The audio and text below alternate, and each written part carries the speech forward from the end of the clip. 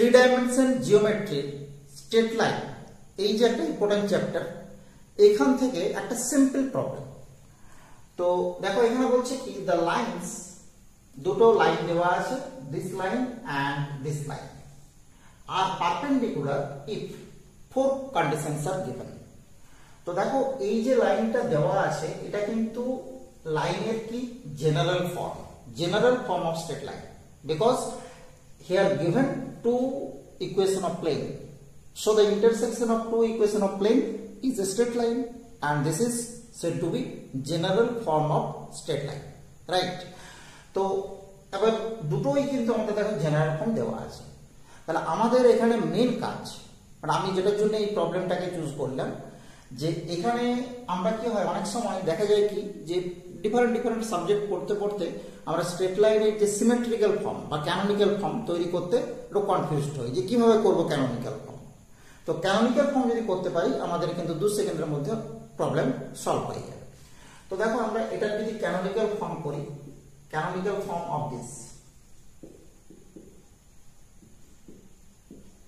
এটাকে অনেক সময় সিমেট্রিক্যাল ফর্ম বলা হয়।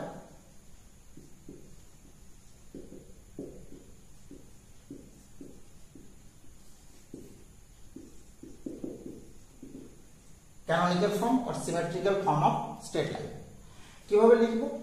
আমাদের এখানে দেখো দুটো প্লেন আছে, তার মধ্যে আমরা টার্গেট করব যে দুটোতেই কোন ভেরিয়েবলটা কমন আছে, y, এখানেও y, দুটো থেকে y এর ভ্যালুটা বার করব।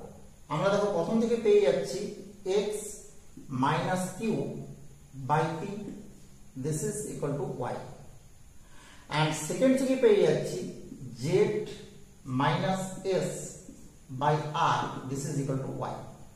বাস এই জায়গাতে যদি পৌঁছাতে পারি খুব সিম্পল, আমরা লিখে ফেলবো একসাথে x minus q by p, this is y minus 0 by 1 and this is z minus s by r, because this is y and this is y, so this is the canonical form of straight line 1।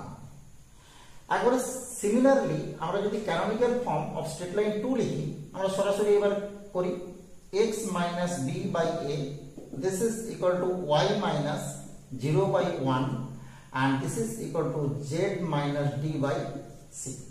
এটা হচ্ছে কি না second যে straight লাইনটা আছে তার canonical form.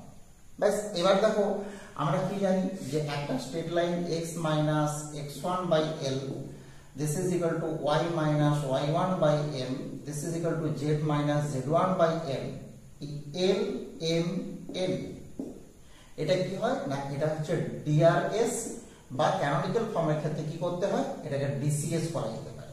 Canonical ফর্মে DCS না করলেও চলে, DRS থাকলেও ক্যানোনিক্যাল ফর্ম বলা হয়। তো এই যে DRS হোক DCS হোক, এই দুটো লাইন পারপেন্ডিকুলার হবে যদি দুটো ডিরেকশন কি হবে পারপেন্ডিকুলার হয়। তার মানে পারপেন্ডিকুলার হওয়ার কি না এই যে প্রথম লাইনের যে ডিরেকশন সেটা হচ্ছে কি P1R and সেকেন্ড লাইনের যে ডিরেকশন সেটা হচ্ছে A1C।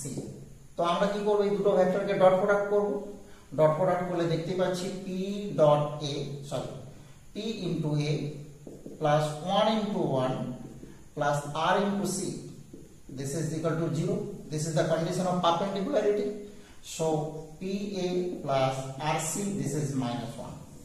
আমরা এবার অপশন খুঁজে নিই কোথায় আছে, AP plus RC, this is minus 1, আমাদের কাছেই আছে AP plus RC, this is minus 1, so option number A, this is correct। Okay, simple problem, কিন্তু আমরা এটাকে চুজ করেছিলাম একটা কারণে যে একটু ক্যানোনিক্যাল ফর্মটা যদি একটু মনে করি আমরা।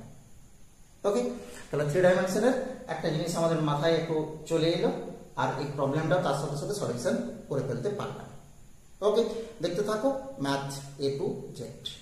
Thank you for watching.